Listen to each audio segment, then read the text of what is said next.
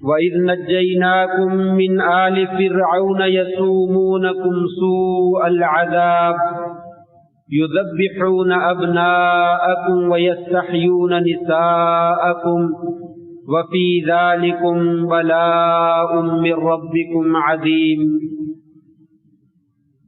اور جس وقت ہم نے تمہیں آل فرعون سے نجات عطا فرمائی، وہ تمہیں بہت ہی برا عذاب دیتے تھے، تمہارے بچوں کو ذبح کر دیتے تھے اور عورتوں کو زندہ قید کر لیتے تھے، اور اس معاملے میں تمہارے لیے اللہ کی طرف سے بہت بڑی آزمائش اور ابتلا تھی۔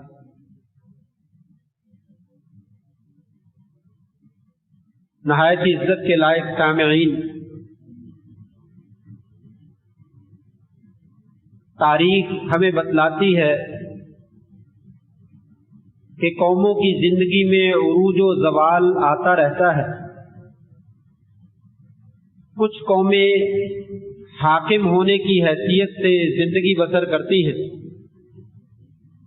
اور کچھ قومیں غلام بن کر زندگی گزارتی ہیں، لیکن دونوں کی زندگیوں میں زمین و آسمان کا فرق ہوتا ہے۔ جو قومیں حاکم ہونے کی حیثیت سے زندگی بسر کرتی ہیں وہ آزادی جیسی نعمت سے روشناس ہوتی ہیں، ترقی اور عظمت ان کا نشان ہوتا ہے، اور جو قومیں غلام بن جاتی ہیں ذلت اور پستی ان کا مقدر بن جاتی ہے، وہ رسوائی کے ساتھ زندگی بسر کرتی ہیں۔ تاریخ اس باتوں سے بھری پڑی ہے، اور قرآن مجید نے تو بہترین انداز میں یہ ساری چیزیں جو ہے وہ بیان فرمائی ہیں۔ بنی اسرائیل کا تذکرہ فرمایا کہ بنی اسرائیل کو فرعون نے اپنا غلام بنا کر رکھا ہوا تھا، ان سے محنت اور مزدوری بھی کرواتا تھا، لیکن ان کو معاوضہ نہیں دیتا تھا، یا دیتا تھا تو انتہائی کم دیتا تھا۔ انہیں لاچار، بے کس، بے سہارا اور مقہور و مجبور بنا کر رکھا ہوا تھا، اور جس طرح کا بھی وہ ظلم ان پر ڈھانا چاہتا تھا ڈھا لیتا تھا۔ اللہ تبارک و تعالیٰ نے ذکر کیا کہ ہم نے اے بنی اسرائیل تمہیں فرعون کے عذابوں سے نجات عطا کی۔ جس وقت وہ تمہارے لڑکوں کو، نوجوانوں کو، بڑوں کو زندہ ذبح کر دیا کرتا تھا اور عورتوں کو قید کر لیتا اور ان کو زندہ رکھتا تھا۔ یہ قصہ بہت طویل ہے، یہ بات کرنے کا مقصد یہ ہے کہ قرآن مجید نے بھی ہمیں بتلایا ہے کہ کچھ قومیں غلامی کی زندگی بسر کرتی رہی ہیں اور وہ مظلوم رہی ہیں اور رسوا رہی ہیں اور پستی کے اندر رہی ہیں، اور کچھ لوگوں کو آزادی حاصل رہی ہے اور وہ عزت کی منزلیں طے کرتی رہی اور ترقی کی منزلیں جو ہے وہ طے کرتی رہی۔ آج کا دن 14 اگست ہمیں بہت پیچھے لے جاتا ہے، جس وقت بر صغیر کے اندر پاک و ہند ایک اکٹھا ہی خطہ تھا جہاں پہ انگریز کی حکومت تھی، اور پھر انگریز کی حکومت بھی زیادہ کامیاب نہ چل سکی تو انگریز اور ہندو نے مل کر مسلمانوں کے اوپر وہ ظلم ڈھائے جو کسی ذی شعور انسان سے مخفی نہیں ہے۔ ایسے حالات میں جب ہندوؤں نے اور انگریزوں نے مل کر مسلمانوں کا ناطقہ بند کر دیا، نہ تعلیم کے اندر کوئی مسلمانوں کے لیے راستہ تھا، نہ ملازمت اور مزدوری کے اندر مسلمانوں کے لیے کوئی راستہ تھا، نہ مسلمان اپنی تہذیب اور ثقافت کے مطابق زندگی بسر کر سکتے تھے، نہ آزادی کے ساتھ اپنی عبادت گاہوں میں صحیح معنوں میں عبادت ادا کر سکتے تھے، اور نہ ہی کسی مسلمان کی صحیح معنوں میں عزت محفوظ تھی اور نہ مال محفوظ تھا۔ یعنی ظلم کی چکی میں مسلمان بر صغیر کے اندر جو ہے وہ پس رہے تھے۔ ایسے حالات میں اقبال اور علامہ اقبال اور قائد اعظم ان جیسے افراد نے مل کر ایک تحریک بنائی اور دو قومی نظریہ کا جو ہے وہ خطہ پیش کیا کہ ہندو، انگریز، غیر مسلم قوتیں اور مسلمان قوم، یہ دو جدا جدا قومیں ہیں، ان کی تہذیبیں جدا جدا ہیں، ان کی ثقافت جدا جدا ہے، ان کی عبادت کے طریقے جدا جدا ہیں، ان کے رہنے سہنے کے طریقے جدا ہیں، ان کا کلچر علیحدہ ہے۔ لہذا اس وقت ضرورت اس بات کی ہے کہ مسلمانوں کے پاس ایک علیحدہ خطہ ہونا چاہیے جہاں پہ مسلمانوں کی عزت اور مال محفوظ ہوں، جہاں پہ مسلمان آزادی کے ساتھ اپنی عبادت کر سکے، جہاں پہ مسلمان تعلیم حاصل کر کے ترقی کی منزلیں جو ہے وہ طے کر سکے۔ چنانچہ یہ تحریک چلی اور تحریک چلنے کے بعد 14 اگست 1947 کو یہ پاک سرزمین، یہ خطہ جو ہے وہ مارز وجود میں آیا۔ یہ مختصر سی تاریخ ہے، یہ مختصر نہیں ہے۔ ہم آج کی جدید زندگی میں دنیا میں رہتے ہوئے حقیقت میں اپنی تاریخ سے ناواقف ہیں، آہستہ آہستہ بھولتے چلے جا رہے ہیں۔ بوڑھے لوگ جن کی زندگیاں بیتی ہیں وہ جانتے ہیں یہ 14 اگست 1947 کا دن ایسے ہی آ گیا تھا۔ موٹر سائیکلوں کے اوپر ون ویلنگ کرتے ہوئے اور باجے بجاتے ہوئے اور ڈھول کی تھاپ کے اوپر رقص کرتے ہوئے یہ 14 اگست اور 1947 کا دن ایسے ہم نے حاصل کیا تھا۔ ذرا تاریخ کی طرف نظر دوڑائیے۔ ماؤں نے اپنی گودوں کو خالی کروایا، بھائیوں نے اپنی بہنوں اور بیٹیوں کے سہاگ جو ہے وہ لٹوائے، اور بوڑھے باپوں نے اپنے بازو جو ہے وہ پیش کیے، نوجوان بیٹے قربان کیے، چھوٹے چھوٹے معصوم بچوں کو نیزوں کی انیوں پہ لٹکایا گیا۔ اس وقت سینکڑوں نہیں، ہزاروں نہیں، لاکھوں مسلمانوں نے جانوں کی اور عزتوں کی قربانی کا نذرانہ پیش کر یہ خطہ ہم نے حاصل کیا۔ ان قربانیوں سے آج ہم غافل ہیں۔ کاش ہمیں ان قربانیوں کا علم ہوتا تو آج ہمارا نوجوان راتوں کو موٹر سائیکل پہ نکل کر ون ویلنگ نہ کرتا ہوا نظر آتا، ڈھول کی ہاتھ کے اوپر رقص کرتا ہوا نظر نہ آتا، اور اونچی اونچی آواز میں باجے نہ بجائے جاتے کہ ہمارے والدین نے، ہمارے بہن بھائیوں نے، ہمارے بزرگوں نے، ہمارے اسلاف نے کس طرح کی قربانیاں دے کر یہ خطہ جو ہے وہ حاصل کیا تھا۔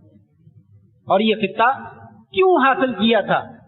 کہ ہم ایک اللہ کی عبادت کر سکیں، اپنے نبی حضرت محمد رسول اللہ صلی اللہ علیہ وسلم کی اطاعت کر سکیں، ان کے دین پر عمل کر سکیں، ہماری ماؤں بہنوں اور بیٹیوں کی عزت جو ہے وہ محفوظ ہو، ہمیں تعلیم حاصل کرنے کی اور اپنی تہذیب و ثقافت کو نشر کرنے کی اور اس پر عمل کرنے کی آزادی ہو، ہمارے پاس ایک عادلانہ نظام ہو، ہمارے ہاں امن و سلامتی ہو، ہم جو ہے وہ امن اور سکون کی زندگی جو ہے وہ بسر کر سکے، آزادی ملے، ہر شعبہ آزادی میں رہتے ہوئے صحیح معنوں میں صحیح کام جو ہے وہ سر انجام دے، تاکہ لوگ جو ہے وہ ترقی کریں اور آگے بڑھتے چلے جائیں اور مسلمان جو ہے وہ اپنی ثقافت پوری دنیا میں جو ہے وہ معروف کروا سکیں۔ لیکن افسوس آج 1947 کے بعد سے لے کر 2020 تقریباً صدی ہونے کے قریب ہے، اتنا لمبا عرصہ اور پیریڈ گزرنے کے باوجود آج ہم جشن تو ضرور مناتے ہیں، خوشیاں تو ضرور مناتے ہیں، جھنڈے اور جھنڈیاں ضرور لگاتے ہیں اور اپنے خوشی کا اظہار کرتے ہیں کہ اس دن میں ہم نے اپنے ملک کو آزاد کروایا تھا۔ لیکن کبھی سوچا ہے کن مقاصد کے لیے آزاد کروایا تھا؟ ہم نے تو یہ کہا تھا کہ خطہ پاکستان یہ لا الہ الا اللہ کے نام پر حاصل کیا گیا، لا الہ الا اللہ کے نام پہ۔ پاکستان کا مطلب کیا بچہ بچہ جانتا ہے، لا الہ الا اللہ۔ لیکن کبھی سوچا ہے کیا اس ملک میں آج تک لا الہ الا اللہ کا پرچار بھی ہوا ہے کہ ایک اللہ کی عبادت کی جائے گی، اس کے سوا کسی اور کی عبادت نہیں کی جائے گی؟ لیکن خطہ پاکستان ہم نے حاصل کرنے کے بعد گلی گلی میں، کوچے کوچے میں، بازار بازار میں، ہر چوک میں ہم نے اپنا اپنا علیحدہ علیحدہ جو ہے وہ معبود بنا دیا۔ ایک اللہ کے لیے ہم نے اس ملک کو حاصل کیا تھا، لیکن ہر قوم نے، ہر بستی نے، ہر قبیلے نے، ہر علاقے والوں نے اپنا معبود بنا لیا۔ کوئی قبر کی پوجا کرتا ہے، کوئی درخت کی پوجا کرتا ہے، کوئی کسی پیر کو مانتا ہے، کوئی کسی نبی کا نام لیتا ہے معبود کے لیے، کوئی کسی ولی کا نام لیتا ہے، اللہ تبارک و تعالیٰ کا نام لینے والا ہی میں ملنگنی فلاں کی، میں فلاں کا، میں فلاں کا، میں فلاں کا، پتہ نہیں کیا کیا نام جو ہے وہ لیے جاتے ہیں. اللہ کا کون ہے؟ کوئی بھی نہیں. اور خوشیاں مناتے ہیں ہم نے یہ خطہ حاصل کیا ہے اللہ کے نام پہ، لا الہ الا اللہ، یا اللہ تیرے سوا کوئی معبود برحق نہیں. شرک ایک ایسی بڑی بیماری ہے اور ایک ایسا بڑا جرم ہے جس کی بنا پر اللہ تبارک و تعالیٰ نے سابقہ قوموں کو تباہ و برباد کر اور ان کے ٹکڑے ٹکڑے کر دیے اور ان کے اوپر طرح طرح کے عذاب نازل کر کے ان کو ہلاک کر کہ تم میرے ساتھ شریک ٹھہراتے ہو.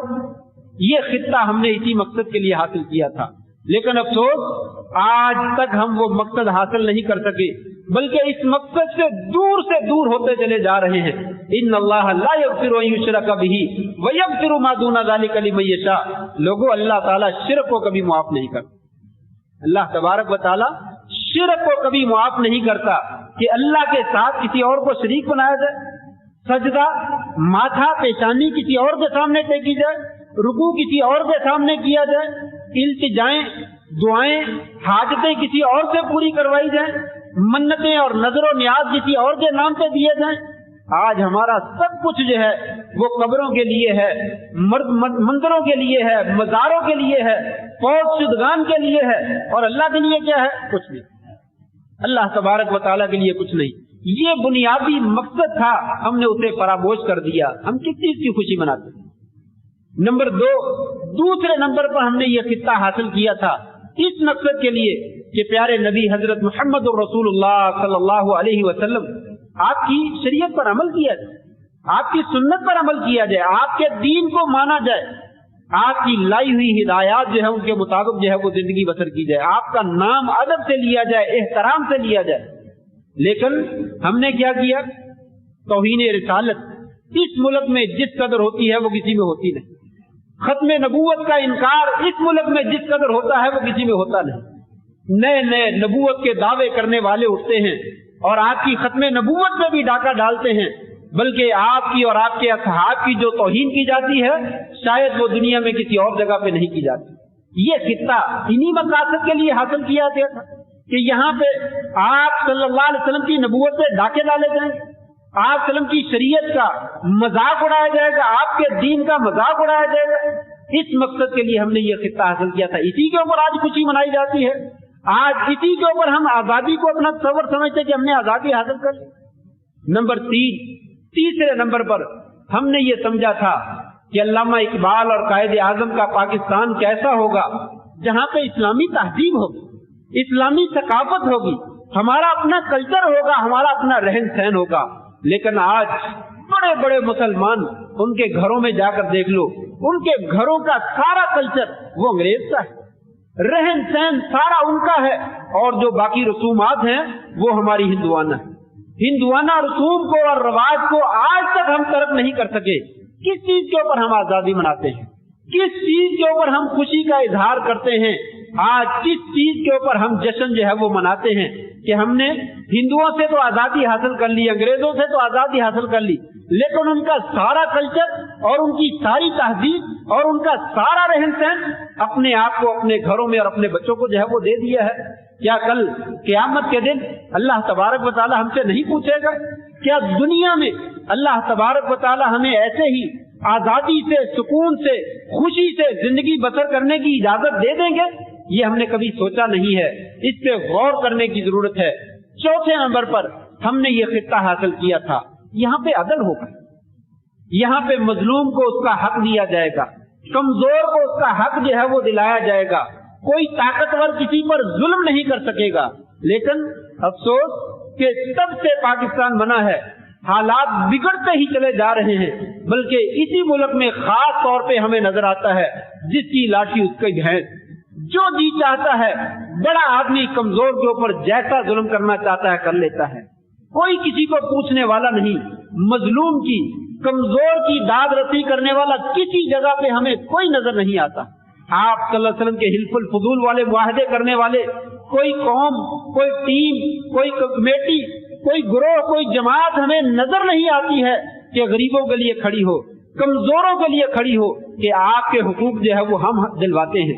और अदालतों का हाल देख लीजिए, इंसाफ का देखना है, जहाँ पे इंसाफ बिकता है, जहाँ पे जज बिकते हैं, जहाँ पे काजी जो है वो बिकते हैं और मनमानी के फैसले जो है वो करवाए जाते हैं, जहाँ पे वकील इंसाफ का खून करते हैं।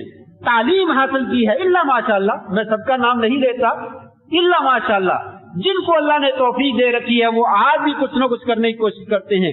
लेकिन अक्सरियत जिसको देख लो उसने पढ़ा किस लिए है, तालीम किसने हासिल की है, पढ़ लिख कर जो वकील बना है किस मकसद के लिए बना है, सच को झूठ साबित करने के लिए और झूठ को सच साबित करने, इसी की वो तनख्वाह लेता है और इसी के पैसे लेता है।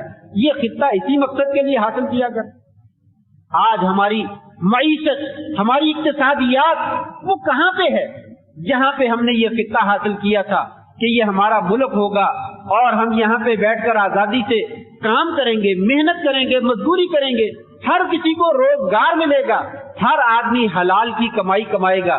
लेकिन यहाँ तो मईशत का भट्टा बढ़ा दिया गया, बेड़ा गर्क कर दिया गया है, पूरा मुल्क का जो है वो दिवालिया निकला हुआ है, कर्ज के ऊपर कर्जा, कर्ज के ऊपर कर्जा, हम कशकोल तोड़ देंगे, हम भीख नहीं मांगेंगे, लेकिन भीख मांगने की लाइन लगा दी गई है और मुल्क को, आने वाली नस्लों को सदियों तक के लिए जो है वो मकरूज बना दिया गया है।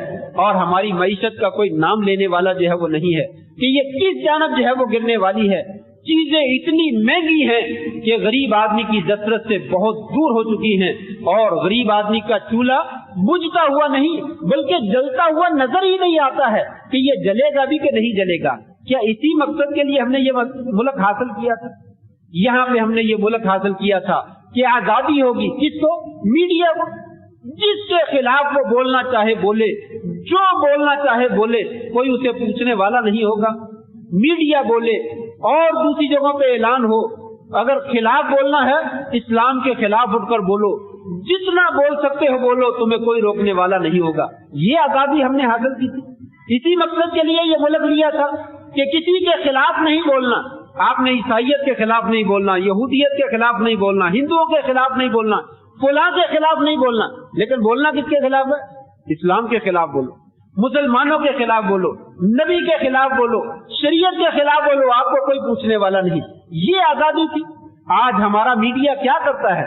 जहाँ बेहयाई का काम होता है, जहाँ डाके का काम होता है, जहाँ कत्लो गारत का काम होता है, जहाँ जना का काम होता है, उसे इतनी बड़ी बड़ी खबरें जो है वो बना बना कर उसको जो है वो छपाया जाता है और उसको नशर किया जाता। और जहाँ कोई खैर का काम होता है उसकी अखबार में कभी खबर नहीं। कभी देखा है कोई अखबार में हमें बतलाए, कोई टीवी में हमें बतलाए तो कोई खैर की खबर जो है वो बतलाई गई है, कोई अच्छाई की खबर बतलाई गई है, लोगों को दीन की तरफ राग़िब किया गया, अच्छाई की तरफ राग़िब किया गया। हमें इस तरह की कोई चीज नजर नहीं। जो बुराई की खबर है, जो बेहयाई की खबर है, जो फहाशी की खबर है, वो मीडिया के ऊपर जो है वो नशर की जाती। इसी आजादी के लिए हमने ये मुल्क हासिल किया था। इन्ना लिल्लाहि व इन्ना इलैहि राजिऊन, इन्ना लिल्लाहि व इन्ना इलैहि राजिऊन। आज मुसलमानों जश्न नहीं मनाना चाहिए, अपनी तारीख को याद करना चाहिए, होश के नाखल लेने चाहिए कि अल्लाह तबारक व तआला उसकी लाठी बे आवाज है, वो बड़ी जल्द पकड़ता है, वो नेमतें भी अता करता है। लेकिन जो कौमें उसकी नेमत का शुक्र अदा नहीं करती वो उन कौमों को जो है वो पकड़ लेता है। कब्रस एक मशहूर इलाका है, मुसलमानों ने पता किया, सहाबी रसूल हजरत अबू दरदा रज़ी अल्लाह तआला अन्हु वो रोने लगे। एक सहाबी ने पूछा, हजरत आप रो क्यों रहे?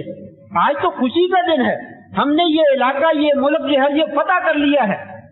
कहा, मैं रो इसलिए रहा हूँ, ये लोग कल हाकिम वक्त यहाँ के हुक्मरान थे, इस इलाके के ऊपर इनका तसल्लुत और कब्जा था, अपनी मनमानी करते थे, अल्लाह ने इनको हुकूमत और कब्जा दे रखा था, लेकिन इन लोगों ने अल्लाह की दी हुई नेमत का शुक्रिया अदा नहीं किया, बगावत की, नाफरमानी की।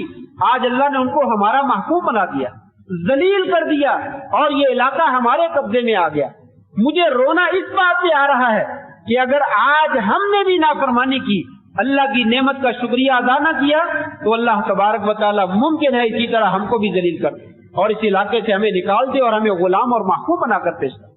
जो कौमें अपनी नेमतों की कदर करती हैं, बिलखुसूस आजादी की कदर करती हैं, اللہ तबारक व तआला उनको और ज्यादा जो है वो अता फरमाते हैं।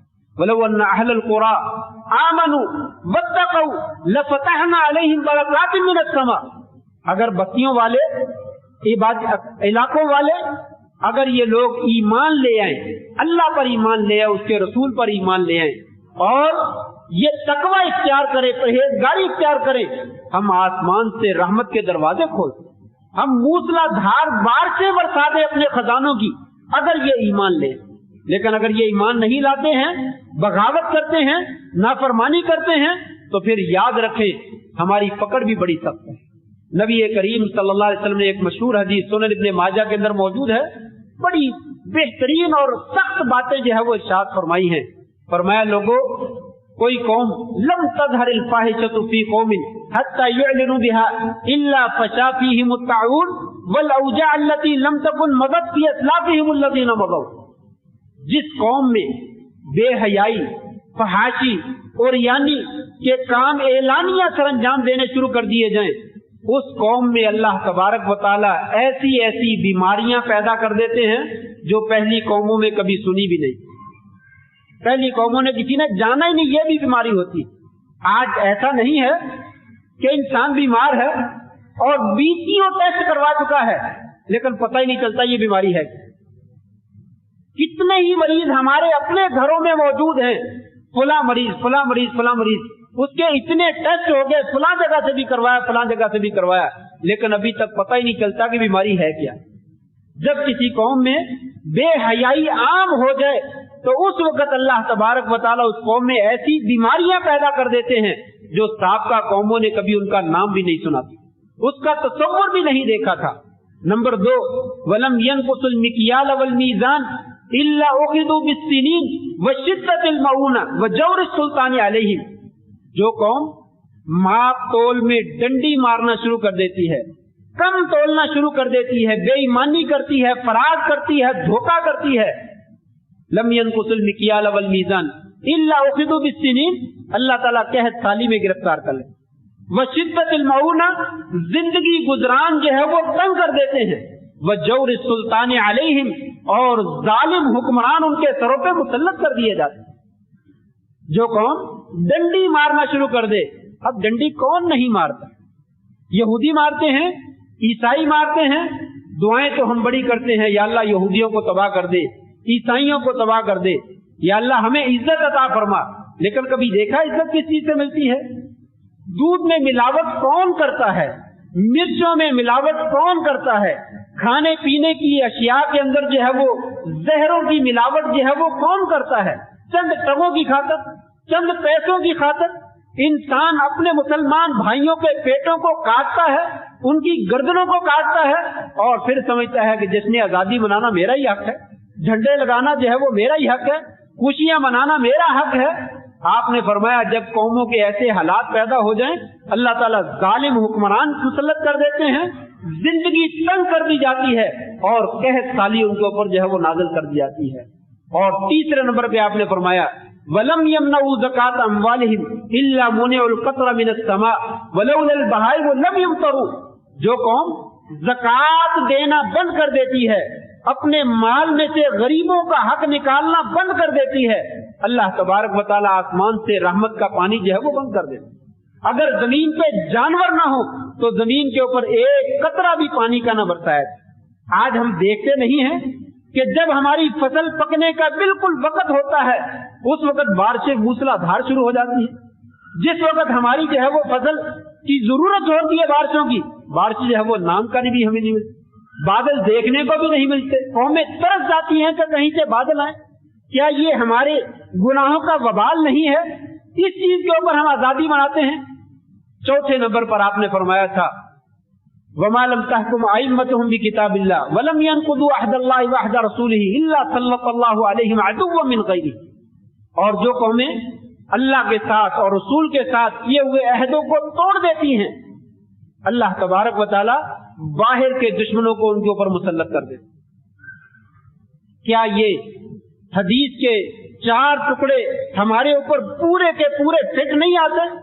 ये मुल्क हमने अल्लाह से मांग मांग कर लिया था, कुर्बानियां दे कर लिया था और अहद करके लिया था कि यहाँ पे हमने ये अच्छे काम करने हैं, और जितने अच्छे हमने काम करने थे उतने ही बुरे काम जो है वो यहाँ पे शुरू कर दिए, जिसका नतीजा ये निकला आज गैर मुस्लिम कुव्वतें हमारे ऊपर जो है वो मुसल्लत। हमारा अपना कोई इख्तियार, न हमारी अपनी सियासत है, न अपनी हमारी मईशत है, न अपना हमारा जो है वो फैसला है, न हमारा अपना कोई इख्तियार है। ओहदों के ऊपर जिसको जी चाहा जाता है उसी को जो है वो बिठाया जाता है, हमारा अपना कोई इख्तियार नहीं। क्या ये इसी गुनाह की पादाश में हमें सजा नहीं मिल रही? 5वें नंबर पर आपने फरमाया था वमालम यतखय्यर अहदुहुम बिकिताबिल्लाह, जब तक कोई कौम जो है वो अल्लाह तबारक व तआला के किए हुए फैसलों के मुताबिक फैसले नहीं करती है और उसके रसूलों के फैसलों के मुताबिक फैसले नहीं करती है, इल्ला जअलल्लाहु बअसहुम बैनहुम, वगरना जब वो फैसले करना छोड़ देती है अल्लाह तबारक व तआला उस कौम की आपस में खाना जंगी पैदा करता। जब कोई कौम अल्लाह की किताब के मुताबिक फैसले नहीं करती, उसके रसूल के फैसलों के मुताबिक फैसले नहीं करती, अल्लाह तबारक व तआला उस कौम में खाना जंगी पैदा करता। आज खाना जंगी नहीं, अपने ही भाइयों के गले हम काटते हैं, अपने ही भाइयों की टांगे जो है वो हम खींचते हैं। सियासत का मैदान हो, मईशत का मैदान हो, किसी भी जगह पे कोई भी मामला हो, अपने लोगों की अपनी ही टांगे खींचने वाले हम खुद लोग हैं। तो अल्लाह ताला ने हमारे दरमियान खाना जंगी भी पैदा कर रखा। क्या ये गुनाह मौजूद होने के बावजूद और ये सजाएं मौजूद होने के बावजूद आज भी हम इस बात के हकदार हैं खुशी मनाएं, आजादी मनाएं और जश्न मनाएं? नहीं, अपनी तारीख को याद करें। आज का दिन हमें अपनी तारीख याद दिलाता है कि लोगों आपने कुर्बानियां पेश की थी, किस मकसद के लिए? आज वो मकसद हासिल हो गया है। अल्लाह तबारक व तआला जो मकसद बतलाया था, अल्लज़ीना इम्मक्कन्नाहुम फिल अर्द अक़ामुस सलाह व आतवुज़ ज़का व अमरू बिल मारूफ व नहू अनिल मुनकर, जिन लोगों को हम जमीन के खित्ते अता कर देते हैं, जमीन के टुकड़े अता कर देते हैं, उनका फरीजा ये बनता है वो क्या करें? नमाज कायम, जमीन के ऊपर नमाज कायम करें। आज कितने हमारे हुक्मरान हैं जो नमाज पढ़ते हैं, कितने हमारे बड़े हैं जो हमें दिखाते हो कि 5 वक्त की नमाज उसने फलां जगह पे पढ़ी, फलां जगह पे पढ़ी, फलां जगह पे पढ़ी। वॉशरूम में जाता हुआ तो जरूर दिखाया जाएगा, किसी की हजामत बनवाई जा रही हो तो जरूर दिखाया जाएगा, लेकिन कभी नमाज पढ़ता हुआ नहीं दिखाया। पढ़ते हो तो नमाज दिखाई। हम जिसको जमीन का खित्ता अता करते हैं उनका ये हक बनता है वो जमीन पे इकामत सलात कर, नमाज को कायम करे। आज तो जुमे के वक्त तो हमारे स्कूल खुलते हैं, जुमे के वक्त तो हमारा बाजार खुलता है, जुमे के वक्त तो हमारी मीटिंगें होती हैं, जुमे के लिए हम वक्त देने के लिए तैयार नहीं, तो बाकी नमाजों के लिए वक्त कहाँ से दें? हम जिनको जमीन देते हैं उनका फरीजा है कि वो नमाज कायम करे। नंबर 2 वो ज़कात अदा करे। नंबर 3 वो नेकी का हुक्म दें। नंबर 4 वो बुराई से रोके। और अफसोस की बात है आज नेकी का हुक्म देने वाले को रोक दिया जाता है, खबरदार आपने बात नहीं, ये तो तफरका पड़ेगा। आप नेकी का हुक्म देते हैं, जहां कोई लगा है लगा रहने। बुराई का हुक्म देने वाले को जो है वो आजादी है। भाइयों, ये कोई आजादी आज जो हमें आजादी नजर आ रही है ये कोई आजादी नहीं है। खित्ता जरूर है अलहदा, लेकिन बाकी तमाम चीजें पहले से बदतर हालात के अंदर मौजूद हैं। ऐसे हालात में हमारा हक बनता है अल्लाह की तरफ रुजू किया जाए, अल्लाह से तौबा और इस्तिग़फ़ार की जाए, नमाजों की पाबंदी की जाए, ज़कातें अदा की जाए, नेकी का हुक्म दिया जाए और बुराई से जो है वो रोका जाए, ताकि ये नेमत जो हमें मिली थी वो हमारी कायम और दायम रहे, कहीं हमारे से छिन न जाए। अल्लाह तबारक व तआला हमारी इस नेमत की हिफाजत फरमाए, अल्लाह हमारी हिफाजत फरमाए, पूरे आलमे इस्लाम की हिफाजत फरमाए और हमें अपनी सही मानों में बंदगी करने की तौफीक अता फरमाए। व आखिरु दावाना अनिल